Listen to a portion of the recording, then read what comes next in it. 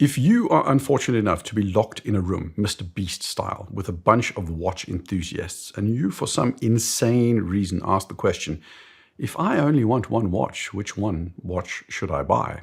Smokey, my friend, you're entering a world of pain. There'll be suggestions for obscure brands built in a barn in the outer reaches of Mongolia. There'll be a rant about Rolex, a rant about the Speedmaster from Omega. You'll be forced to hear about lever escapements and coaxial escapements, and you won't feel helped at all. Today, though, I'm dropping all the watch nerd pretense, and I'm just focusing on watch nerd approved watches that are simple and versatile. Watches that can be that one watch that is versatile for ideally any occasion and any personal style. I'm going from relatively inexpensive watches all the way to the semi-high end, and they're watches that I know a lot of other people that really know their watches would suggest. Let's dive in. As always, I like to define the concepts I'm working with up front, and today it's versatility. Versatility is to some extent context dependent. If you're a clown, and I mean a literal clown, that's your job, and in your free time, you also wear bright colors, big floppy shoes, and have green hair, versatility is going to take on a different meaning for you. But for most people, the average, middle-of-the-road, statistically normal person should be prioritizing the following things in a versatile watch. The most versatile dial is a black dial. End of story. It blends with everything. Next is navy blue and then white. Whether you're in a suit, jeans, chinos, these three colors are almost always going to be superior. A green dial can be gorgeous, but on a navy suit, it might stand out in a way that you don't want it to. Same goes for pink, salmon, brown. Versatility here is having a level of restraint in terms of the dial that makes the watch work to fit more in than it does work to stand out. Also, the more there's going on the dial, the more versatility is going to be hampered. A Sunray gradated dial with moon phase is just going to, by default, stand out more than a plain dial. Sunray dials and gloss dials are usually good options, but much more than that, and you are usually sacrificing on adaptability. For me, complications are mainly about the dial. Yes, there are pushes and that kind of stuff, but it's all about the dial. And the busier your dial, the more at risk you are of having less of a chameleon watch that your single watch needs to be. A steel bracelet is usually going to be more adaptable. A simple thing like a brown leather strap is going to be a challenge for anyone that cares about matching their leathers. Brown shoes, brown belt, brown strap. That's the general rule. If you're wearing brown shoes and a brown belt and a gloss black leather strap on the watch, it's going to be off. When the bracelet is steel, matte is also preferable over shiny. The other things that affect versatility on bracelet is the taper, the polish, and the number of links. A Rolex Oyster bracelet has a fairly aggressive taper compared to that of a classic Seamaster 300M. The straighter the bracelet, the more rugged the watch is usually going to look, where a strong taper makes a watch look a bit more refined. For versatility, somewhere in the middle is usually going to be preferable. Also, typically 20 to 22 millimeters starting lug width is usually going to be better. Anything starting at 18 or 17 or 19 is probably going to feel a little bit dainty. It's also going to limit your options in terms of straps. Another super versatile option is subscribing to this channel. If you haven't already done so, I highly recommend that you do. It will help out the channel massively, and you'll also get updated on my videos. Thanks a ton. Polish. There's the Bulgari Octo Feminissimo. There's a polished version, and there's a sandblasted matte version. Shiny is less versatile. The matte version will work fine under the suit, but the shiny version is almost too much. It's just over the top. A good compromise is often a mix of polish and matte links. That often gives you a slightly more formal or dressy lean, but it allows for a little bit more flexibility. Generally, if you lean towards the more matte side, it just blends a little bit easier as a watch. The number of links, single link or three link. Single link in the terms of straight across, or 3-link usually transitions better from one situation to another. 5-link and H-links usually hamper versatility a little. It's not huge, but again, a 3-link Oyster or a Beta style is a stronger option than a 5-link IWC or a mesh bracelet from Omega. And of course, material. Steel is just more versatile than yellow or rose gold. White gold will do as well, although people in the know might notice the shine. What applies to the bracelet in terms of polish and matteness also applies in general to the case. The watch needs to be waterproof to at least 50 meters so you can take it for a swim. Some might say 100 meters, but it's going to be dependent a little bit on how the brand interprets those depth ratings. If you can get an easy adjust for the bracelet, that would be great. Quick release to switch bracelets and straps is also a godsend. As for size, go for what is middle of the road relative to your wrists. For the average person, that's somewhere around 38 to 42 millimeters. It's fine for most people, like I said. If you have wrists like tree trunks, then 38 millimeters is likely going to seem a little bit dainty.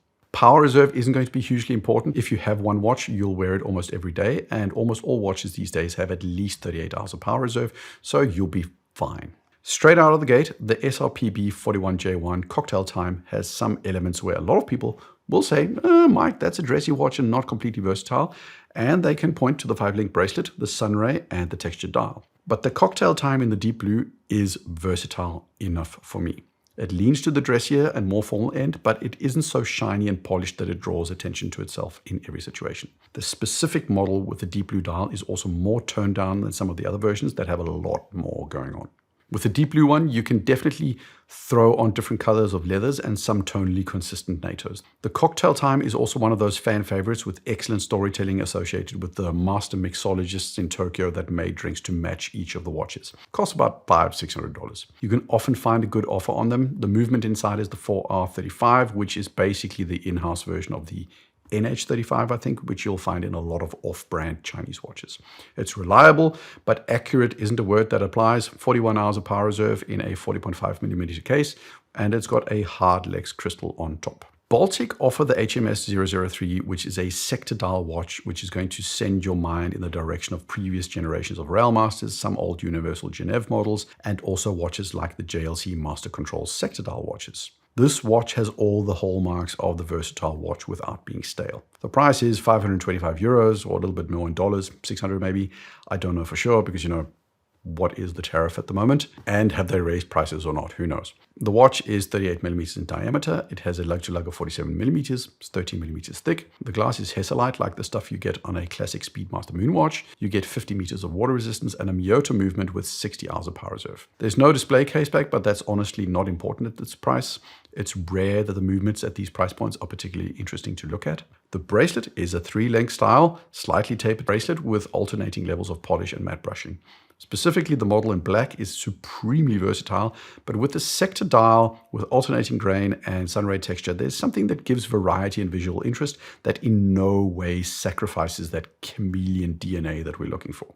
The Tissot Gentleman, basically a direct competitor to the Baltic, but far simpler. The Tissot Gentleman from a distance is easy to confuse with a Rolex Datejust with no fluted bezel. This watch has all the go anywhere, do anything versatility tropes you can possibly ask for. All of the aesthetic distinctiveness of the Baltic is gone in favor of something some people would call bland, but what others would call flexible, adaptable, and versatile. The simplicity of this watch is what makes it a great option, and Teddy Baldassar regularly recommends it, so it must be good. It has a little bit less personality. That's not a criticism, but rather it's an acceptance of the fact that this watch is a bit more of a blank canvas and will conform more to your needs. Both the blue and the black are great options. I prefer the $1,200 automatic version. There's nothing wrong with the quartz one, but the automatic version has a little frame around the date window and a few other small details that just make the watch feel a little bit more premium. The movement inside is the Powermatic 80, which has somewhere between 79 and 81 hours of power reserve. It's solid, it's dependable. You've got your 3-link tapered bracelet with alternating polish and brushing. The bracelet is not my favorite. I prefer a more classic clasp, but the butterfly does make for a nice, clean look. The Casio G-Shock GMW metal versions would be versatile if they weren't so chunky and also so shiny. If not for that, I'd at least try to make a case for them, but absent of that option, the new Casio Edifice Mechanical is a definite contender, which I finally had hands-on with. For $400, you get a fully mechanical watch produced by a company that is really good at making watches. The Edifice has the Seiko NH35 movement inside with 40 hours of power reserve. You get a variety of dials, with the blue and black ones being the go-to options. The watch has 100 meters of water resistance. It's 39 millimeters in diameter, and compared to all the watches I've talked about so far, this one has the best bracelet of the bunch. 10 years ago, a $400 watch had a signature jingle jangle sound. It doesn't anymore. It's a solid milled clasp with adjustment options. The bracelet itself has a good taper. It's brushed through and through. It leans to a more aggressive styling, which comes down to both the taper, but also the H-link style and a very angular beveling. This isn't a soft and rounded case and bracelet like the Tissot Gentleman. These small details make it a decidedly more sporty or action-orientated watch, but not in a crazy over-the-top kind of way. The dials are also forged carbon or carbon in some models, which gives you that bit of visual distinctiveness you're looking for without being overpowering. A lot of integrated sports watches are not particularly versatile. There are a couple of reasons for this. Usually, they're a little bit more chunky, especially in the non-high-end models. They've usually got a very distinctive bracelet and bezel that lean both very sporty, but also are just much more in your face. The Royal Oak, the Nautilus, anything from Chapek or Girard-Perregaux, they all have that punch you don't necessarily want from a single watch. The same applies to the regular Christopher Ward 12. There's far too much going on in terms of waffle-style dials with funky colors, polished and multifaceted and not thick but substantial bezels. The CW660 solves all of that. The dials are flatter, more monotone. The bezel is less substantial. It's had the polish toned down, and the beveling on the bracelet and flanks also pulls back from the more eye-catching Big Brother. We're talking just under $2,000. For that money, you get a slim Sellita movement that has been significantly redesigned with custom non-standard bridges done by Palazzo and not Sellita. 40 hours of power reserve. It's a fabulous bracelet with a brilliant and simple quick release mechanism. You're looking into buying straps directly from Christopher Ward, and as of yet, I'm not aware of them offering leather options, but they really should. The white model is by far the most versatile. I think the blue is a little bit too bright for my taste. There's no black dial version yet, but I've heard rumors of a custom model. Some people might argue for the Oris Pro Pilot X, but for me, it's just too rugged. The titanium bracelet that is angular, the bezel that I think is supposed to make you think of the blades of a jet engine coupled with some funky pastel colors, just doesn't say versatile to me. Your mileage is going to vary, but for me, it's the big crown pointed date that's the option. Oris don't always conform to standard colors, and getting a middle-of-the-road dial can be hard with them. They seem very intent on sticking far more to brighter, punchier colors. But for $2,400, you have the blue big crown pointed date. It has all the versatility markers. It's got a 3-link bracelet, alternating brushing. For watch nerds, there's a discussion about the ratio of the center link to the side links, where Oris goes for thicker center links. But, that's a preference thing. But specifically for this watch, I think it works. The standout characteristic of the watch, though, is the pointer date. You don't have a date window, which is something that can give some watch nerds nervous twitches. Instead, it's a pointer. That cleans up the dial massively without sacrificing functionality in any meaningful way. It makes for a completely different look, and it just goes to show again how even though we're looking at versatile fit-in watches, you can still make them distinctive. 41 hours of power reserve, 38, 39 millimeters in size, great watch. 3-link bracelet sports watches are a thing. You should be realizing this by now. You just find a price point you can afford, and there's going to be an option out there. And an excellent option is the Nomos Club Sport. Nomos have had the club, which for the longest time was their entry-level relaxed student who studies arts and literature at a liberal university watch. You always had a strap, you had California dials, and you had color. But Nomos wanted to make more money, so they made a 3-link bracelet with alternating polish and matte, and they made some gorgeous but more generally appealing Sunray dials. For this many dollars, because I haven't researched it yet, you get a watch from a brand that makes close to 95-96% of the watch themselves. They are also an independent brand, which we enthusiasts like. They make their own movement, the DUW 3001, which has 43 hours of power reserve. It's pretty good looking and is deserving of a display case back. You've got some striping going on, you've got some blued screws, you've got some machine engraving here and there. Nomos have different sizes, but I'd say the 39mm version is probably the best option for most people. Just Google Nomos lugs and you'll know why. I'll spare you the details. I also like the 39mm versions because of the smoke, ember, and tobacco dials. These are the dials that, they obviously aren't blue and black, but they still work really, really well in terms of versatility. The smoke version is the one I think is best because it's an almost mid-gray, and mid-gray works with pretty much everything. Nomos watches do have a little bit of a tendency to wear big, not just because of the big lugs, but also because they have really big readable dials. There's not some huge fluted bezel taking up real estate. This is a heavy hitter watch in the sense that it carries respect in the community. It's design-wise original and not inspired by any other watch. It comes across as more youthful than something like the Tissot Gentleman. I'd describe it as a fresh watch. Who wouldn't appreciate a watch from a heritage brand that has military origins as an actual tool watch that merges the best of the tool watch space, the dress watch space, and the sports watch space in one almost perfect offering? It's the IWC Pilot Mark 20.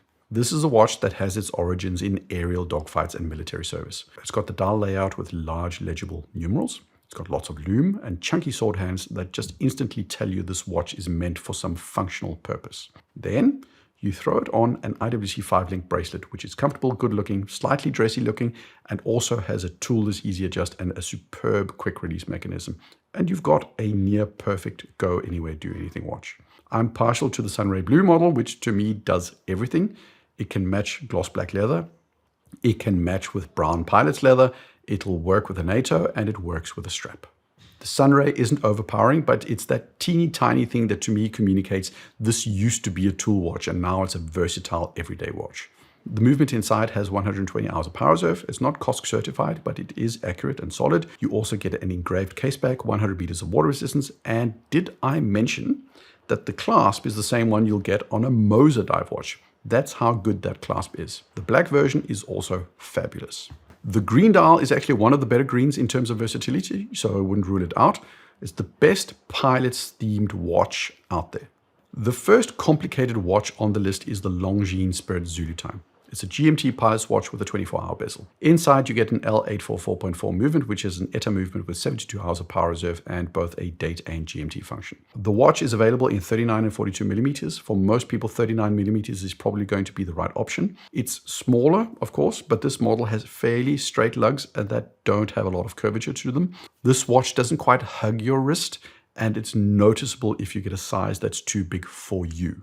The bracelet is an excellent go anywhere design. It's a 3-link brushed affair, but the thing that just gives it a little bit of formality and dressiness is the intermediate part of the links that receive a polished treatment. It adds a little bit of depth and dimensionality that sets it apart from the more basically finished cheaper watches. The dial comes in different colors. The blue Sunray and black and the limited edition titanium versions are the ones that have the most chameleon factor to me. There's a little bit of a niggle for me that the GMT pointers are their own colors, and it can, in rare situations where you're trying to match a striped NATO, be a bit of a pain. So for the blue with the orange GMT hand, I'd feel a thin midline orange paired with navy blue would work, but green would be out of the question.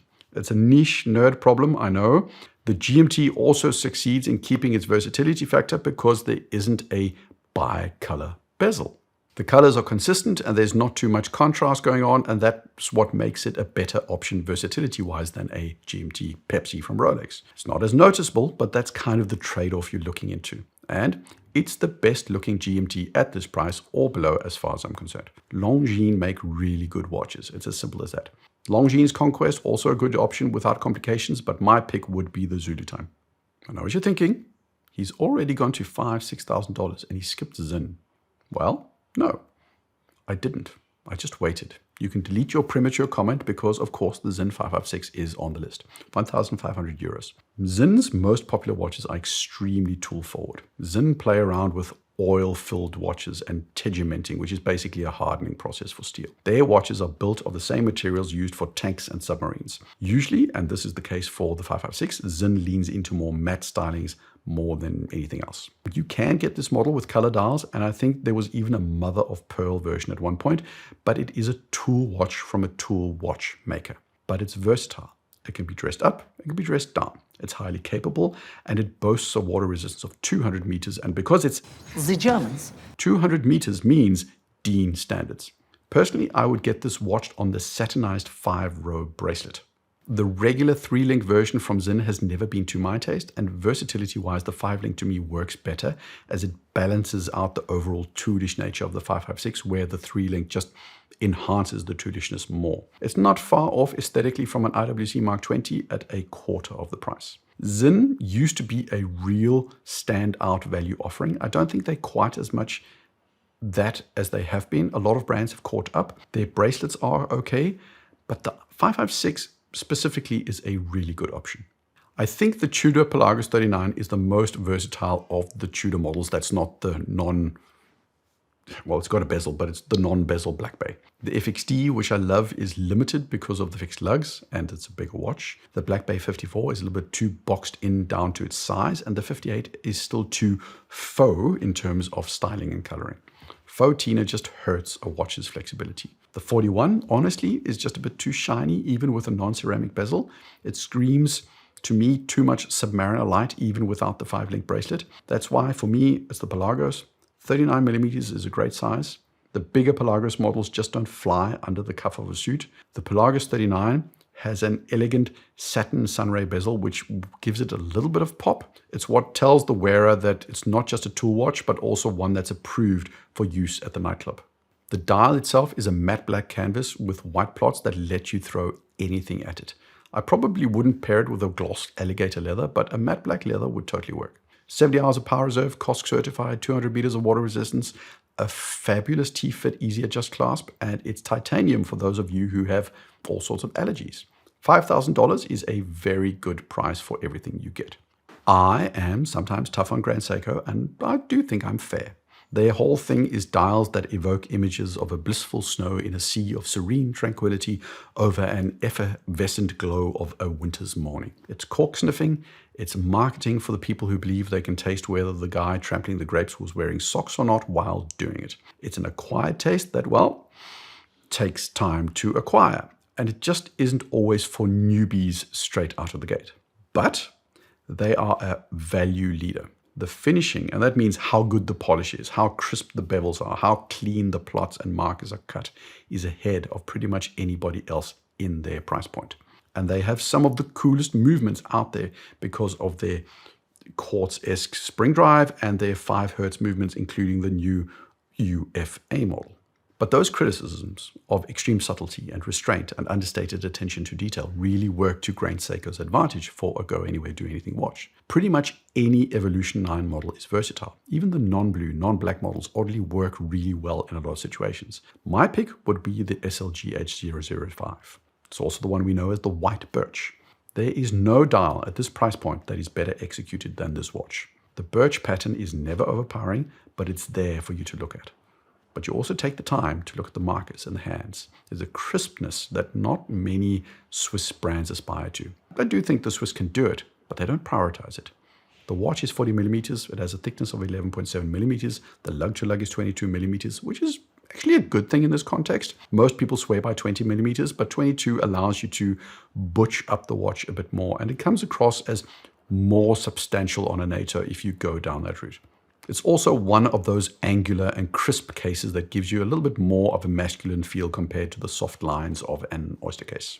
It helps balance out the overall look of the watch. The bracelet is not class leading and is something Grand Seiko is approving throughout their lineup, but it's not a deal breaker in any way. And you get the 5 Hz movement. The sweep of the seconds hand is something you notice and you appreciate it every single day. The Omega Speedmaster is the most versatile chronograph in the world. Why? Because it's a phenomenal design and it's only got 2 tones.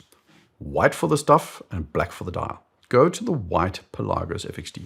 It's got a little bit of red text on the dial. And I might be insanely OCD. Well, I know I'm insanely OCD. I have an Excel sheet for my watches.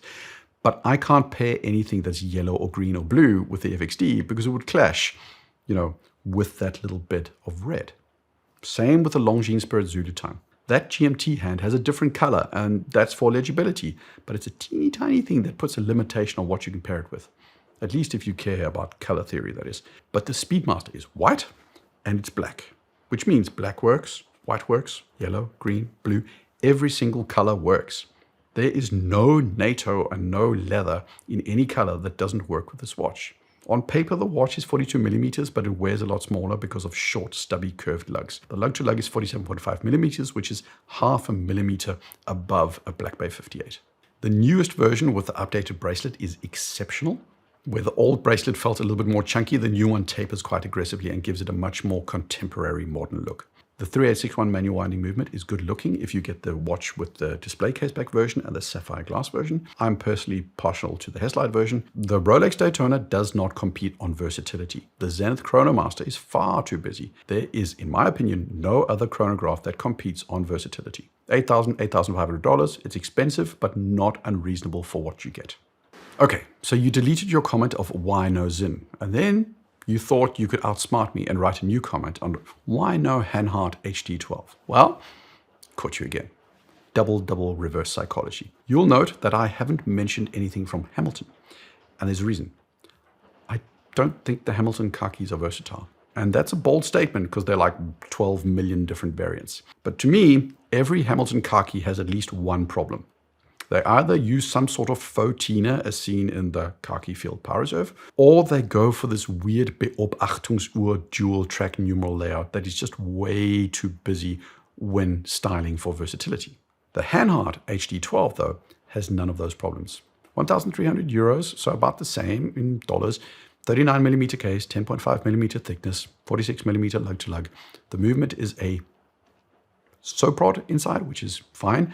The specific movement is one with the Glasidur balance, Inca block, shock absorber, 38 hours of power reserve. Pretty good all in all. That makes it not the entry Soprod configuration of this movement. There's no red or green or blue text nonsense anywhere. It does a lot of what the IWC Mark 20 does or the Cent 556 does, but what you'll note is the cathedral hands, and I'm not sure what to call them, but chubby numerals. It makes for a styling similar to the Hamilton Murph, and it gives this watch more of an old school feel. If you want blank canvas versatility, you go Tissot, gentlemen. You get the 556 for the pilot's vibe. The Hanhart, on the other hand, is the field officer vibe, to me at least. It's the one the lieutenant in the trench would wear. The bracelet is akin to a Rolex Oyster bracelet, which is the pinnacle of chameleon quality. Hanhart make good stuff, and I'd put them in the tool kind of bucket together with Zin.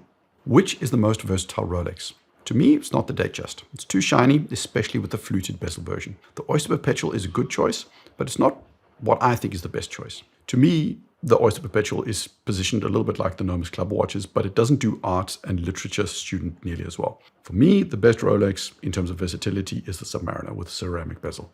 The odds are 90% of people buying a Submariner will never take off the bracelet. They will never try their luck with a NATO. This watch will always be used in the configuration it's sold in. And the Rolex Submariner, despite its relative ubiquity, is versatile. It never seems out of place. You see people in a suit wearing them and it works. They're at the pool, at the resort, and it works. I'd even argue that this is also a watch that would be perfectly suited for slightly sketchy people as well. It's even good for overtly sketchy people. This watch is literally designed and has evolved to be used by anybody in any situation, provided that you can afford it. That's also the only detractor of this watch. That part of the buying proposition is this person wearing it can afford it. But it's 41mm, it's $10,000, it's fully black and white with no color text shenanigans. It's got 70 hours of power reserve, 300 meters of depth rating. It's a superlative chronometer accuracy, and it's got a guarantee that people will follow you around in the Rambler of Barcelona. Not because you're cool, but because they want to steal your watch. 2 watches to go. The first is the Formex Essence in 39mm. I debated with myself whether or not to add Formex to the list. Not because the Essence isn't versatile, but because Formex have some excellent colored dials that I would probably choose over those base versatile dials. Essentially, if I ever end up buying an Aquaterra from Omega, I'll end up buying one with a base black or blue dial. But the Essence, I'd prioritize a gold meteorite or green. I'd buy anything but the black or navy blue. But they do have a black version, which has everything you want in terms of versatility. Formex's claim to fame is production quality. They make absolute superb cases and bracelets and dials. At around $1,700, they are class leading in my opinion, and unsurprisingly, they are high-end brands that buy cases and bracelets directly from Dexcel for the very same reason. Dexcel and Formex are run by the same people. And again, you've got one of those slightly more crisp and sharp cases that makes it a little bit more masculine, a little bit more contemporary, and it allows the watch to be styled with rubber and leather and a steel bracelet. The case is also a special construction where the core case is suspended, allowing for flexibility and movement, which improves on comfort. The 4 hex-type bolts give visual interest and produce a design that's unique. This watch is engineer or tech forward and will speak to the kind of person that thinks about construction and load-bearing weights and thinks that cathedral hands remind you of your grandfather, and in a bad way. There's a reason I didn't go really into the high end, and it's because the high end doesn't design for versatility. At the outer extreme of Richard Mille and MB&F horological machines, those watches are meant to be the center of attention. There's zero versatility to them because it would entirely defeat the point of those watches. When you get a Moser Streamliner or a Patek Cubitus or a Vacheron Overseas, they're all fabulous watches, but a lot like Datejust and with other integrated watches, there's a clear choice to make them so distinctive that they are noticeable, and that does often lead to limitations in terms of versatility. But there is one watch that can do formal and sporty, that can work in almost any situation. I think it's the best of the integrated sports watches out there, and it's the 15550 ST Royal Oak in 37mm from Audemars Piguet. It's a full millimeter thicker than the 19202 and doesn't really make a difference. The key that makes this watch relevant is an overall smaller form factor, a smaller dial, and what feels like a less pronounced octagonal bezel. And I say feels because honestly, taking out a pair of calipers at an AD to measure the width of a bezel is just not possible for me, at least with my current purchase history with AP. I mean, maybe someday. The Royal Oak bracelet is engineering perfection. This watch isn't overly ornate like the Overseas. It's not as shy and unassuming as, the largely discontinued Nautilus. Moser has the Streamliner, which is not my personal cup of tea, and it isn't versatile in any traditional sense. It wants to stand out too much, and the case, the dimensions, the dial choices cement that. So it's the AP 15550 for me. Those were the watches that I would suggest, and I would personally pick if I had to go for one single watch and never ever look back. I've provided different price points, and despite all of them being similar at high levels, each of them has their unique set of characteristics that still, despite aiming for versatility, give them a true individual personality. They're not just black dialed watches on a bracelet. Maybe you found one in this list that you want to look more at. Then hop down to the AD, try a couple and see what you like, because that's ultimately what matters, not what I think. You can't go wrong with any of them though. If you have other suggestions, share them in the comments. Share your experiences with any of these watches if you own them yourself. Like, subscribe. Cheers.